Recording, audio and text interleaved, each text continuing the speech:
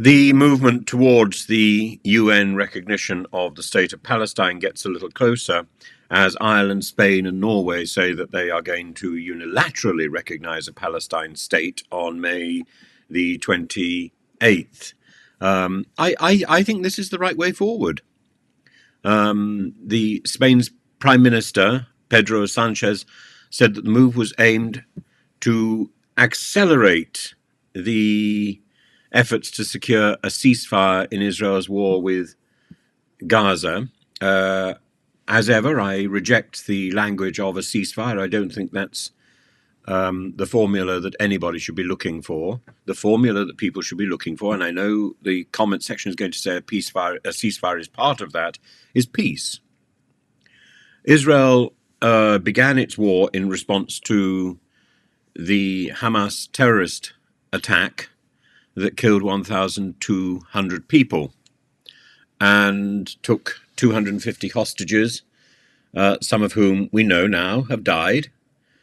And the Israeli attack, the Israeli response, has killed, according to the Gaza sources, 35,000 Palestinians.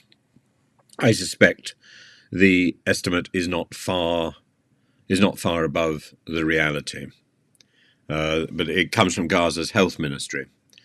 And Spain and its allies have been lobbying European nations. So I think the first three nations, Ireland, Spain and Norway, will trigger a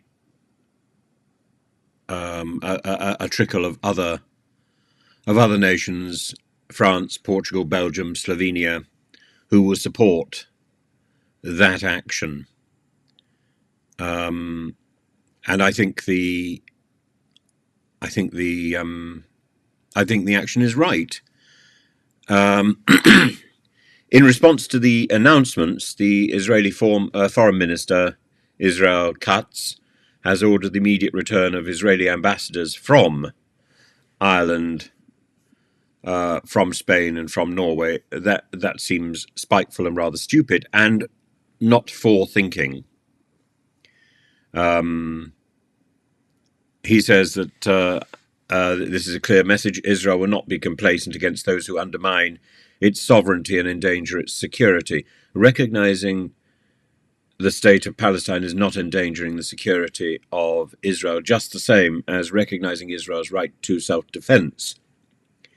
But questioning Israel's actions in the siege of Gaza over the last 6 months, these things, it is possible to have a nuanced response to support the state of Israel and reject the premiership of Netanyahu and Yoav Gallant and the cronies who are intent on keeping Netanyahu in power as a war leader, seemingly to avoid any form of legal action.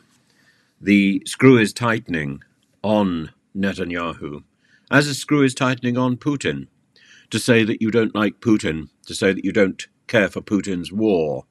I use the term Putin loosely because Putin, of course, as we know, is long since dead, and is in a fridge freezer, a smeg fridge, propping up a bag of frozen peas. But it's the same thing. You don't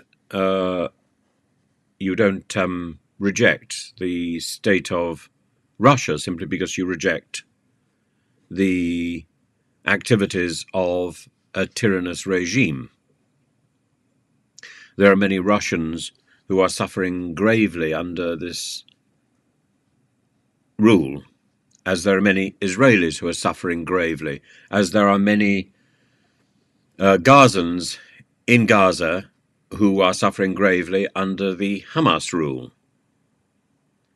We have two hands precisely because there are nuanced views, and to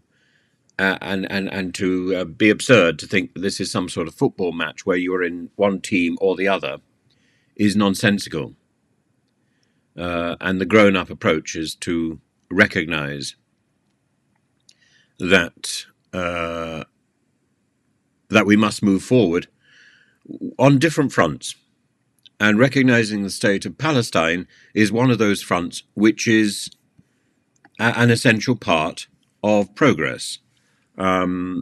Seeking statehood in the occupied West Bank, in the Gaza Strip, and whether or not this is encompassing East Jerusalem, that's a matter for debate.